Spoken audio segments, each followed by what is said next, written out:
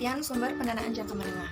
Sumber pendanaan jangka menengah adalah sumber pendanaan perusahaan yang waktu pengembaliannya berjangka maksimal 5 tahun dan lebih dari 1 tahun. Sumber pendanaan jangka menengah diambil oleh manajemen keuangan perusahaan karena adanya kebutuhan yang tidak bisa dipenuhi jika menggunakan instrumen sumber pendanaan jangka pendek, akan tetapi bisa berlebihan jika menggunakan sumber pendanaan jangka panjang. Term loan merupakan fasilitas kredit atau pinjaman di mana mekanisme pengembalian dananya bersifat non-revolving, yaitu pengembaliannya dapat dilakukan secara bertahap dan dapat dibayarkan sekaligus. Term loan biasanya disediakan oleh bank komersial, perusahaan asuransi, dan dana pensiun. Term loan bisa didapatkan oleh debitur individu maupun perusahaan untuk mengembangkan usahanya. Perusahaan yang menggunakan fasilitas term loan ini biasanya memberikan jaminan berupa barang atau modal miliknya kepada pihak kreditur. Dalam beberapa hal, pemberi pinjaman atau kreditur bisa saja memperjualbelikan term loan tersebut kepada pihak yang lainnya. Adapun pengembalian dana oleh debitur dalam term loan bisa melalui beberapa cara, yaitu yang pertama, pembayaran atau pengembalian bertahap ataupun diangsur.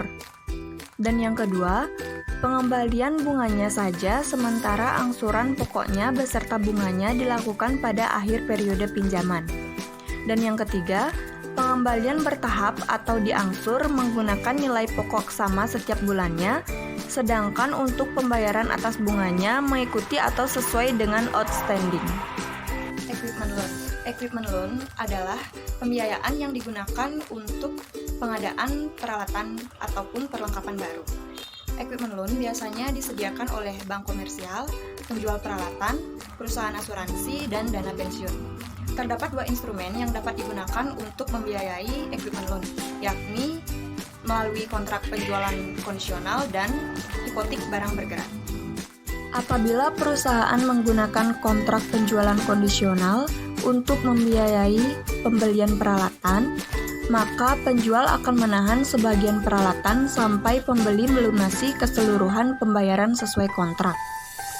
Jadi, pada saat barang dikirim, biasanya penjual menerima uang muka down payment atau DP dan pembeli bersedia untuk melunasi secara periodik. Pada saat pelunasan terakhir, penjual akan menyerahkan peralatan yang ditahan atau mungkin surat-surat peralatan tersebut. Bisa juga digunakan cara hipotek barang bergerak yang biasanya dipergunakan oleh bank komersial. Jika dipergunakan hipotek barang bergerak, maka sama dengan pemberian gadai, di mana pemberi pinjaman memiliki atau menguasai hak atas suatu peralatan dan peminjam akan melunasinya untuk jangka waktu tertentu. Jika di kemudian hari peminjam gagal membayar pinjamannya, maka pihak pemberi pinjaman akan menjual peralatan yang ditahan tersebut. Leasing. Leasing merupakan sebuah perjanjian antara lessor dan leasing dalam menyewakan barang modal tertentu yang telah ditentukan, di mana pembayarannya dilakukan secara mengangsur atau dicicil. Jenis-jenis leasing yang pertama yaitu capital lease, yang kedua operating lease, yang ketiga sales type lease, yang keempat leverage lease, yang kelima yaitu cross-border lease. Yang pertama, capital lease adalah jenis perusahaan leasing yang berasal dari suatu lembaga keuangan, di mana pada umumnya melayani nasabah yang memerlukan kebebasan dalam menentukan barang atau modal dengan spesifikasi tertentu. Dalam penerapannya, pihak lessor akan memberikan dana untuk membayar barang yang diperlukan kepada pihak supplier, lantas akan diserahkan kepada pihak leasing. Nantinya, pihak lessor akan memperoleh imbalan berupa nasabah dalam bentuk pembayaran secara angsuran dalam periode waktu tertentu sesuai dengan kesepakatan bersama. Yang kedua yaitu operating lease, merupakan suatu jenis perusahaan leasing yang dimana pihak lessor akan membeli barang atau modal untuk disewakan kepada nasabah dalam kurun waktu tertentu. Untuk hal ini, pihak nasabah hanya perlu membayar biaya rental barang saja. Untuk harga barang dan biaya lainnya nanti akan ditanggung oleh pihak lessor. Yang ketiga yaitu sales type lease, atau lease penjualan merupakan jenis leasing yang biasanya dikerjakan oleh perusahaan industri yang melakukan penjualan lease barang dari hasil produknya. Terdapat dua jenis pendapatan yang diakui, yaitu pendapatan dari hasil jual barang dan pendapatan dari bunga pembelanjaan selama kurun waktu lease. keempat, levered lease merupakan jenis perusahaan leasing yang melibatkan pihak ketiga. Artinya, pihak lessor tidak membayar objek leasing sebanyak 100%, tapi hanya sekitar 20% hingga 40% saja. Sisanya nanti akan ditanggung oleh pihak ketiga tersebut. Dan yang terakhir yaitu cross-border lease adalah jenis perusahaan leasing yang dikerjakan antar negara. Artinya, pihak lessor dan lessee tidak ada dalam suatu negara yang sama, namun berada di dua negara yang berbeda.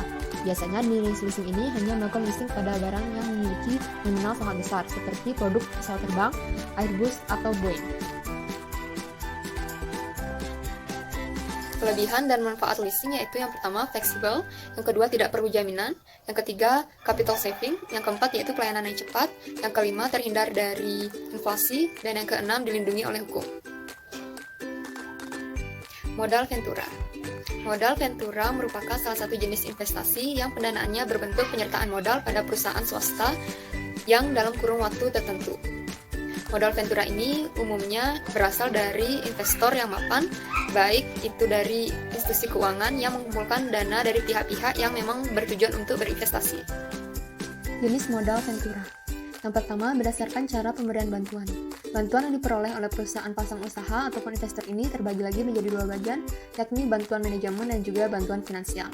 Atas dasar pemberian kedua jenis bantuan ini, maka terdapat dua jenis bantuan, yakni single tier approach adalah perusahaan yang menghimpun dana dan juga pengelolaan dana tersebut untuk diinvestasikan ke dalam bentuk penyertaan modal di suatu perusahaan pasang usaha. Two-tier approach merupakan modal yang dikelola oleh dua badan usaha maupun terpisah, yakni suatu perusahaan sebagai penyedia dana atau fund company, dan yang satunya sebagai pengelolaan ataupun manajemen company, yang bertindak mengelola dana dari fund company. Yang kedua, berdasarkan cara penghimpunan. Berdasarkan cara penghimpunannya, maka modal ventura ini dibedakan menjadi dua bagian, yaitu leverage venture capital, bersumber dari suatu perusahaan modal ventura, tapi dikumpulkan dalam wujud pinjaman yang berasal dari berbagai pihak. Equity venture capital bersumber dari suatu perusahaan modal ventura dan sebagian besar dana yang dikumpulkan berasal dari modal pribadi. Yang ketiga yaitu berdasarkan kepemilikan. Kepemilikan akan menunjukkan pengaruh yang sangat berbeda pada suatu modal. Jenis-jenis modal ventura berdasarkan kepemilikan yaitu yang pertama private venture capital company, public venture capital company, bank affiliate venture company, conglomerate venture capital. Alasan perusahaan menggunakan sumber pendanaan jangka menengah. Setiap kegiatan perusahaan pasti memerlukan dana. Karena dalam sumber dana itu perusahaan akan terbantu dalam kegiatan operasionalnya. Sumber dana jangka menengah ini digunakan untuk ekspansi usaha dan juga pengembangan usaha di perusahaan tersebut. Biasanya, manajemen keuangan mengambil sumber pendanaan jangka menengah karena terdapat kebutuhan-kebutuhan yang tidak terpenuhi jika mengambil sumber pendanaan jangka pendek. Dan jika mengambil sumber pendanaan jangka menengah akan berlebihan.